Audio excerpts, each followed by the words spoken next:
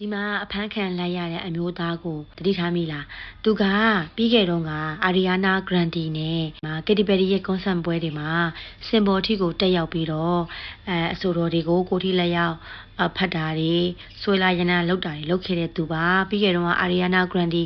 နဲ့တော့ဆိုလို့ရှိရင်ဒီ barricade ကိုကြော်ပြီးတော့ဒီ Ariana Grande ကိုတိုင်းဖတ်တာတွေပါလုပ်ခဲ့လို့တော်တော်လေးကို social media ပေါ်မှာနာမည်ကြီးတဲ့ video တွေဖြစ်သွားပါသေးတယ်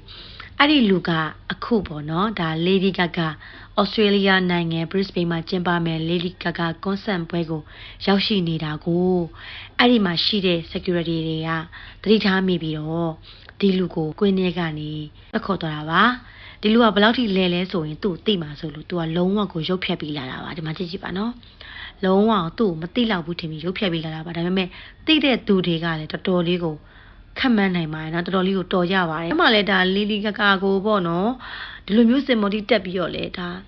အဲ့လိုဖတ်တာတွေဆွဲတာတွေလုပ်နေတာပဲပေါ့နော်ဟိုလုံမှာဆိုလို့တိုးတင်ကကွဲတဲ့အနေနဲ့သူ့ကို security တွေကပွဲပြင်ဘက်ကိုထုတ်လိုက်တာပါဒီဟာလေးကိုတွေ့လို့ share ပေးလိုက်တာပါရှင်လင်းငယ်တစည်းကလမပေါ်အရေးပေါ်စင်သက်ရင်းနဲ့ကားတစ်စီးနဲ့ဝင်ရောက်တိုက်မိပြီးတော့ကားပေါ်မှာပါတဲ့သူနှစ်ဦးထိခိုက်ဒဏ်ရာရရှိခဲ့ပါတယ်။အဲ့ဒီဖြစ်စဉ်ကဒီဇင်ဘာ9ရက်နေ့အမေရိကန်နိုင်ငံဖလော်ရီဒါမှာဖြစ်သွားခဲ့တာပါ။ဖြစ်စဉ်ကညနေဘက်ရောက်တဲ့အချိန်မှာဖိဖိလင်းငယ်လေးက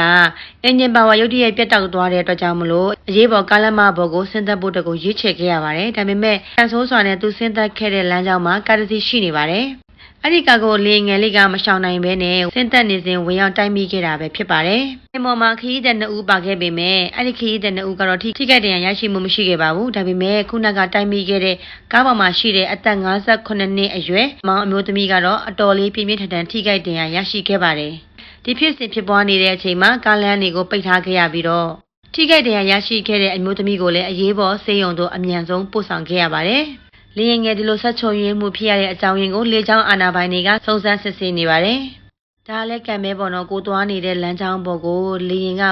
ဝင်ရောက်တိုက်မိခဲ့တဲ့ဖြစ်စဉ်ဆိုတာအင်မတန်မှရှားပါတယ်။ဒါတော့ဒီဇင်ဘာ9ရက်နေ့က